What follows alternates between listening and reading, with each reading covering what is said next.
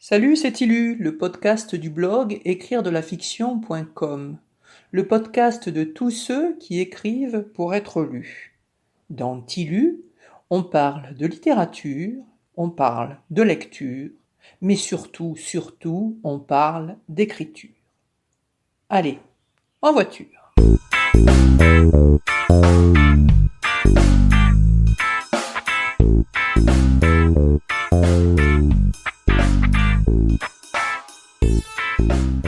Aujourd'hui, nous allons parler du point de vue narratif. Et pour bien vous faire comprendre, je vais vous proposer tout à l'heure un exercice qui s'appelle l'écrivain et son double. Pour écrire un roman, en effet, comme pour raconter n'importe quelle histoire, vous allez devoir faire des choix. Ces choix successifs affecteront non seulement la forme, mais aussi le fond de votre récit. Tout va dépendre du point de vue narratif que vous aurez choisi. Il en existe trois. Le point de vue interne, le point de vue externe, et enfin, le point de vue omniscient. Le point de vue interne, c'est lorsque l'histoire est racontée du point de vue d'un des protagonistes de l'action. Tout ce qui se passe en l'absence de ce personnage n'est pas connu de celui-ci directement, mais peut seulement lui être raconté. Il en a la connaissance par ouï-dire, avec tout ce que cela implique. C'est-à-dire que votre lecteur n'en sera pas informé non plus, ou alors seulement par le truchement de ce personnage-là et de ce qu'il imagine. Alors cela implique évidemment beaucoup d'inexactitudes et une part d'interprétation, ce qui est très intéressant pour un écrivain. Le dit personnage fait part de ses émotions, ses pensées et ses actions. Nous pouvons rentrer à l'intérieur de sa tête, mais pas de celle des autres protagonistes. Donc j'insiste là-dessus, c'est très important. Concernant ce que les autres font, il ne peut nous dire ce qu'il imagine qu'il s'est produit en son absence. Il est rarement objectif, puisque partie prenante. Sauf à la rigueur à raconter une histoire qui s'est produite il y a très longtemps, mais enfin c'est à manier avec des pincettes. Le point de vue interne peut être écrit à la première ou à la troisième personne. La première personne rend le personnage beaucoup plus proche du lecteur, évidemment. Le point de vue externe. Alors c'est lorsque l'histoire est racontée du point de vue de quelqu'un qui n'y a pas participé, quelqu'un qui est un témoin. Il est impossible de savoir ce qui se passe dans la tête des personnages.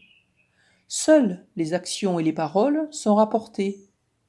Le point de vue externe est un point de vue neutre en général.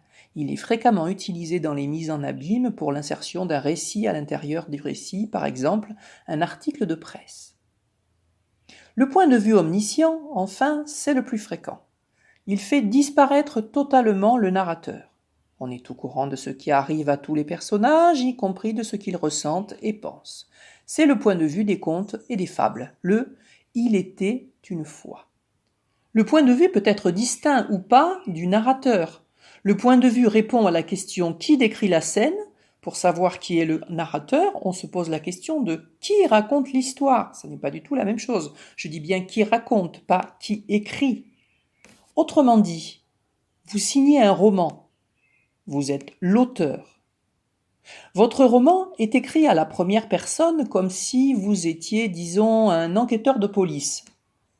Ce sera lui le narrateur, et non pas vous. Lors de son enquête, le narrateur, l'enquêteur de police, interroge des témoins. Le point de vue d'un témoin qui a assisté à une scène sans y prendre part sera un point de vue externe. Le point de vue d'un témoin qui a participé à une action, un des protagonistes, sera un point de vue interne. Ok, jusque-là ça va. Donc, on va prendre un exemple tiré des séries. Voyez comment les scénaristes usent des différents points de vue. Dans beaucoup de séries télévisées, les épisodes commencent par un petit laïus fait par l'un des personnages. Vous savez, quand vous voyez une voiture américaine remonter une rue de Los Angeles, se garer, un kidam en sortir et entrer dans un bâtiment en passant devant une plaque sur laquelle vous pouvez lire Malcolm Z, détective privé, pendant qu'une voix masculine vous dit « Est-ce que je crois en la vie après la mort ? Non. Est-ce que ça m'empêche de parler tous les jours à mon meilleur ami mort depuis plus de 10 ans? Non. Ce jour-là, j'allais faire une énorme bêtise que je regretterai toute ma vie. Ou à peu de choses près. Je tire cet exemple approximatif de la série Swedish Dicks, dont j'ai commencé à regarder les premiers épisodes hier soir par curiosité. Ce procédé, celui qui donne la parole brièvement à un personnage juste après le générique de début, permet de chanter une longue phase d'exposition en installant en moins d'une minute l'ambiance et le ton et de présenter le personnage principal. Dans Swedish Dicks, c'est un privé de Los Angeles dont le meilleur ami est mort il y a 10 ans et il n'en a pas fait le deuil. Grâce à son point de vue, qui est exprimé dès le départ, on connaît donc sa blessure avant même le début de l'action. Efficace. Ensuite, l'épisode se déroule en général d'un point de vue omniscient, pour plus de commodité. On suit les actions simultanées de tous les personnages qui nous emmènent vers une scène finale où tout le monde est réuni. En ce sens, un épisode d'une série peut être comparé à une nouvelle, alors qu'un film de cinéma, qui permet une exposition plus longue, peut être comparé à un roman. Dans Swedish Dicks, donc la série que j'ai commencé à regarder hier soir, le personnage reprend la parole à la fin du premier épisode, sur le même principe, pour annoncer la suite sur le mode « Pourquoi je suis maintenant attaché sur une chaise dans un immeuble en ruine avec un mec prêt à me descendre ?» On voit la scène au moment où il la décrit, pareil qu'au tout début. C'est une autre histoire. On espère ainsi donner envie aux spectateurs de voir la suite.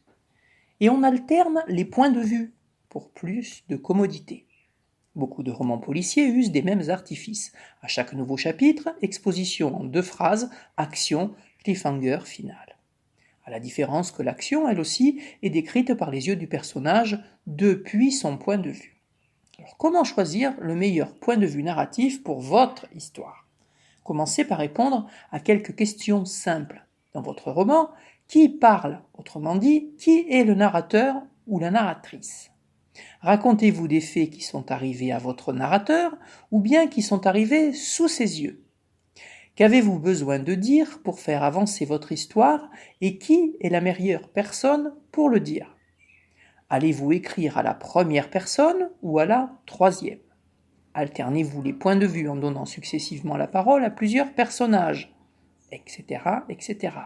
Attention, l'exercice qui consiste à alterner souvent les points de vue narratifs dans un roman est périlleux. Si vous choisissez cette option, changez de chapitre à chaque nouveau narrateur et indiquez rapidement qui parle ou arrangez-vous pour qu'on le comprenne.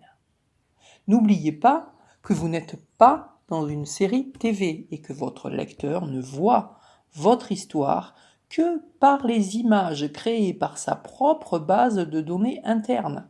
Ne l'égarez pas, soyez clair à propos de qui témoigne. Ensuite, examinez les différentes possibilités.